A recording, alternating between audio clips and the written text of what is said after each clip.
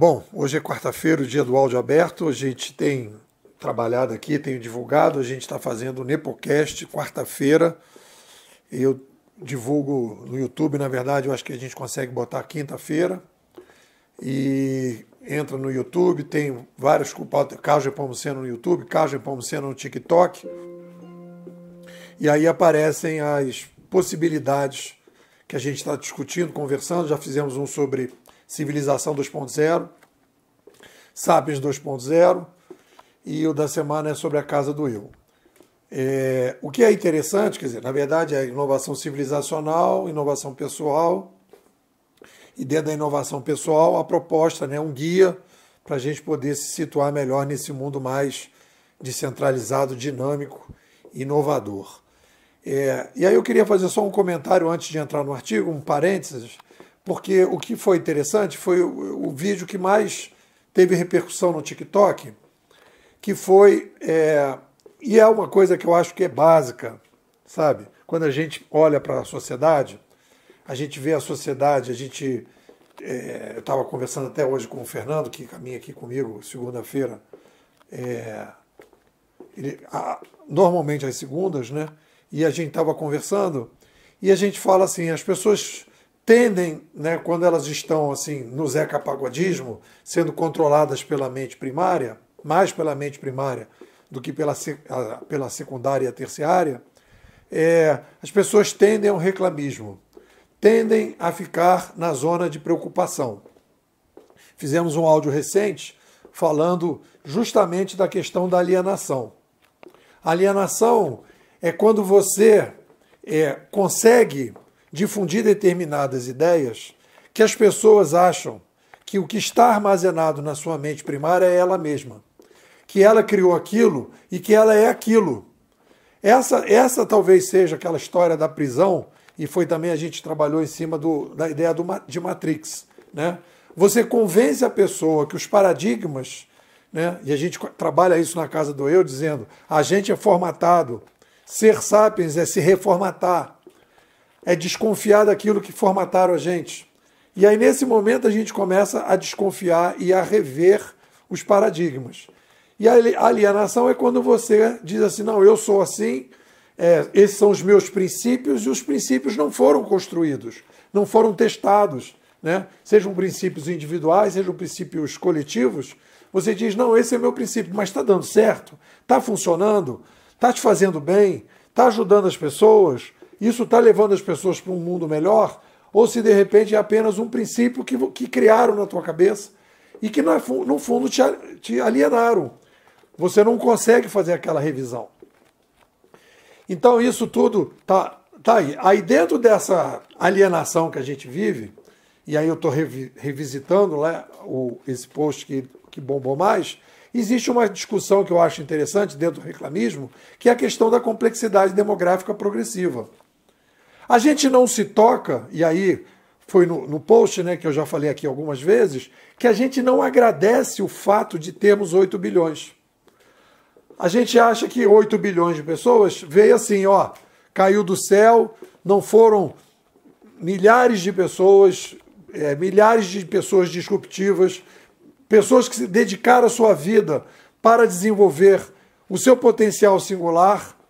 E a partir dali, aquele cara que percebeu que no momento que você não lava a mão, você mata mais pessoas, e que você lavando a mão, você evita que haja infecção nas pessoas, nas cirurgias. E aí aquilo tudo, aí o cara pensou naquilo, foi combatido, e aí ele conseguiu provar aquilo, e o outro que inventou o avião, e o outro que inventou o carro, e o outro que não sei o que, a luz elétrica, e tudo isso. E aí as pessoas que desdobraram aquilo, que desenvolveram as tecnologias, que a gente conseguiu chegar a 8 bilhões de pessoas e dar vida a 8 bilhões de pessoas, que é uma coisa mais importante para alguém de dizer, você tem a sua vida, você está tendo a oportunidade de viver. Este foi o trecho que marcou mais. E aí o que acontece? As pessoas não conseguem enxergar a questão da demografia. E aí também fala um pouco da questão da tecnologia. A tecnologia vem como um suporte para que a gente possa, no momento que a gente vai aumentando a população, criar ferramentas, inclusive as ferramentas mentais, que são as mídias, para que a gente possa sofisticar. É o artigo que eu fiz ontem, né? Falando terceiramente, da mente terciária, da necessidade da mente terciária, que só é possível com o desenvolvimento das mídias. Então aí eu digo, vamos bater palma para os nossos antepassados. O sistema é horroroso, tem vários problemas, mas ele tem um mérito maravilhoso, nos deu a oportunidade de chegar a 8 bilhões. Agora o que a gente pode fazer, e aí vem exatamente as revoluções midiáticas civilizacionais, para ajudar as pessoas a superar isso. E a gente tem essa oportunidade maravilhosa de usar essas tecnologias e as pessoas ficam presas ao passado. Não conseguem entender que o mix de uberização, blockchainização, inteligência artificial, tudo isso nos levando para uma descentralização progressiva, a descentralização 2.0, permitindo que as pessoas possam hoje resolver problemas de quantidade com qualidade na educação, na habitação, na saúde, nos problemas emocionais, na psicologia, e a gente não consegue enxergar isso. Por quê? Porque a gente está ali reclamando e tal, e aí, porque as pessoas e tal. Claro! A gente cresceu com 8 bilhões com os paradigmas passados. A gente precisa criar os novos paradigmas. É assim que funciona a nossa espécie. É assim que funciona. Então a gente precisa entender esse contexto. Bom, o tema do artigo, então é só um break ali, né? O tema do artigo é falando sobre leitura, né? E aí é a experiência que eu tenho das leituras, e aí eu tenho trabalhado no seguinte, estamos falando de leitura profissional, mas de certa forma serve também para leitura pessoal. Aí eu estou falando sempre do didático. Vamos colocar da seguinte maneira, nós estamos falando de leitura para a sobrevivência, tá certo? Pessoal, profissional. Claro que você pode dizer, mas eu estou lendo uma ficção, né? Eu estou lendo um romance e para mim isso tem importância. Tem, com certeza. Né? Não descarto essa leitura desse tipo como um equilíbrio emocional. Mas o que eu estou dizendo são ferramentas mais, digamos assim, mais de sobrevivência do que determinadas outras, que você vai ler mais, né, de maneira mais etérea.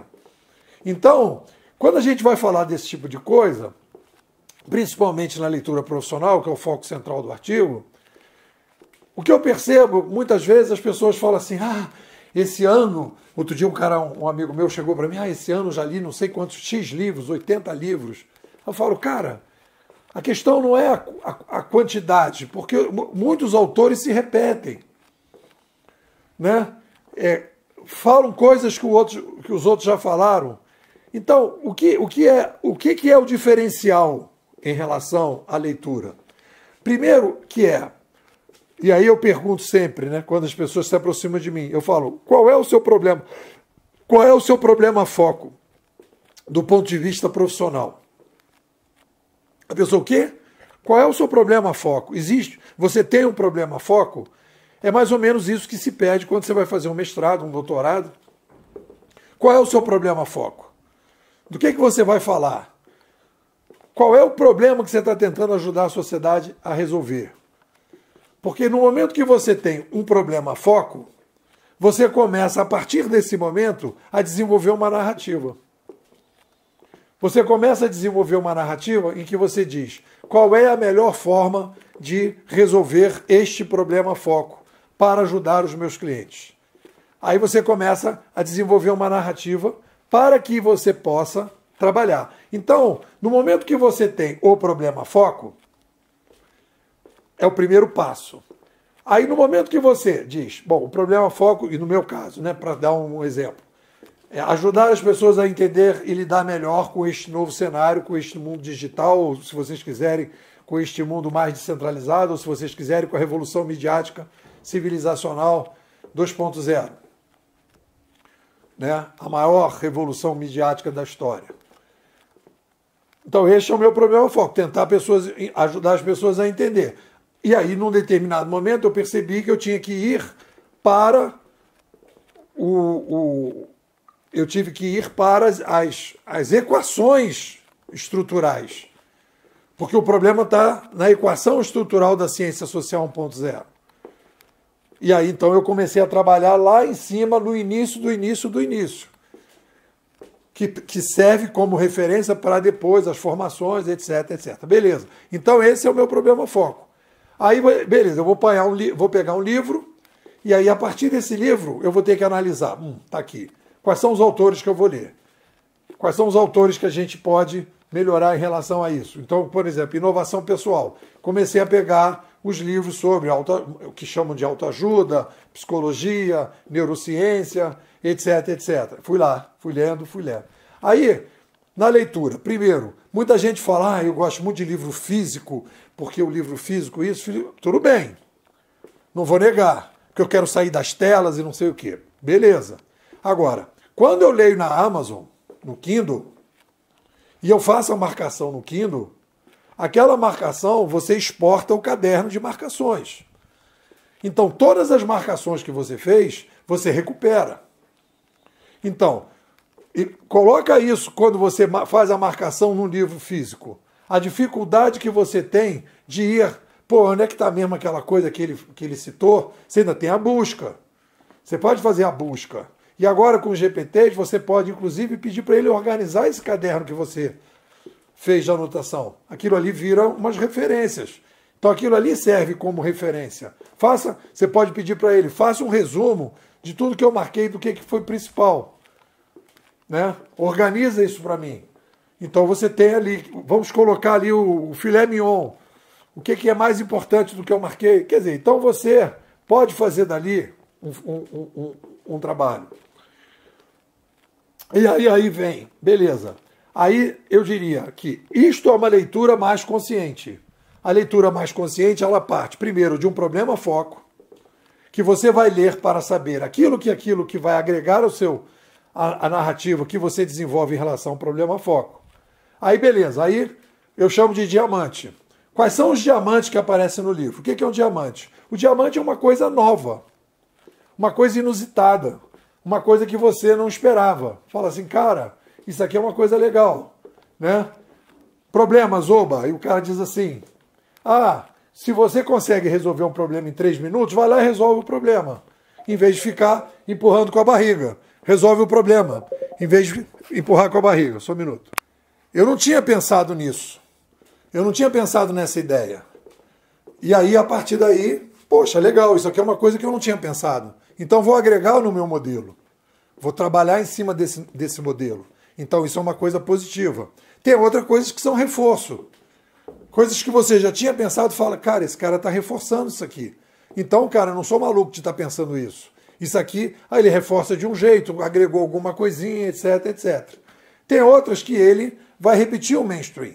Eu sempre digo, quando a pessoa escreve um livro, isso é uma característica que você tem que ver, a pessoa escreveu um livro, né? De maneira geral, o cara está dizendo, eu vou agregar alguma coisa de diferente. Claro que tem as pessoas, eu conheço algumas pessoas, que escrevem livro para dizer que escreveram os livros.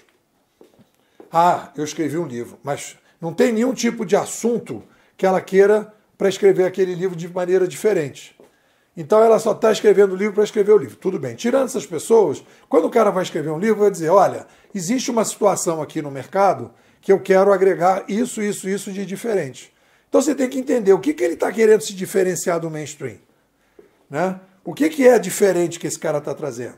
Aí você vai dizer, então ele está trazendo isso. Às vezes ele está trazendo o mainstream de volta. Coisas que já estão repetidas por outras pessoas, ele vai repetir. Aí você diz, cara, isso não me agrega nada. Eu estou criticando isso. Então vamos lá. Número 1, o que ele traz de novo? O que ele reforça? E o que eu critico naquilo que ele está colocando? E aí, nesse momento, você faz uma análise estruturada do que o cara está trazendo. E aí organiza as coisas e vai anotando, etc. Então, a sua narrativa, ela passa a ser uma narrativa viva. Você passa a ser o seu autor. E aí eu sugiro, né? Essa ideia da narrativa seria ideal, e eu tenho falado isso muito nas mentorias, que isso seja publicado em algum lugar. Porque isso dá uma força. Primeiro que a gente tem hoje, né? A necessidade de gerar um reconhecimento para gerar negócios, serviços, etc, etc, que você diz, olha, isso aqui, eu estou pensando isso, estou pensando aquilo, etc. Então, e aí você também tem os feedbacks. As pessoas estão dizendo os feedbacks, as pessoas vão dizer, isso aqui é uma coisa nova, que você nem tinha se tocado, isso aqui é uma coisa nova, isso aqui é uma coisa que você está dizendo que eu não sabia, e beleza, etc, etc. Então você vai sentindo, e com isso você vai tendo um feedback, você vai melhorando a sua narrativa. E a ideia da narrativa é você ir o tempo todo dando um upgrade em cima daquilo que você está pensando, daquilo que é o seu problema foco. Então você não está lendo para chegar no final do ano, fazer um ranking, né? Eu li tantos livros, né? Tá, você leu esses livros todos. Eu, muitas vezes, não lembro. Você já leu esse livro? Às vezes você pode dizer, pode ser que eu não tenha nem lembrado. Mas eu marco.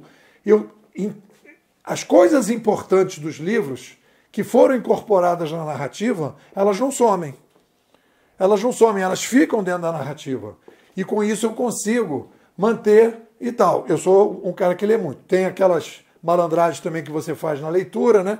Que, eu não consigo ler muito tempo. Então marco os 25 minutos. Vou ler 25, dou uma parada, 25.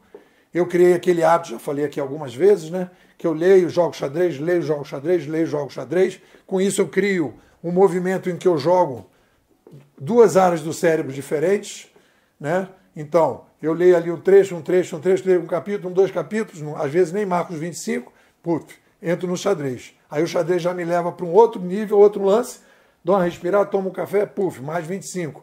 E assim vou desenvolvendo o trabalho. Vamos agora às melhores frases. Estou agora fazendo aqui a seleção das melhores frases com a ajuda dos três mosqueteiros, o Claude, Gemini e ChatGPT. Vamos lá. Não precisa ter método para ver uma série de amor no Netflix, mas para ler um livro profissional, precisa. Uma leitura ativa, portanto, é uma leitura apaixonada no qual você senta para realmente entender o ponto de vista do autor e usá-lo para melhorar a sua capacidade de pensar e agir. Quem lê sem narrativa acumula páginas. Quem lê com narrativas, ou seja, escrevendo e fazendo seu diário de bordo, constrói sentido. A leitura consciente transforma livros em tijolos da sua própria história.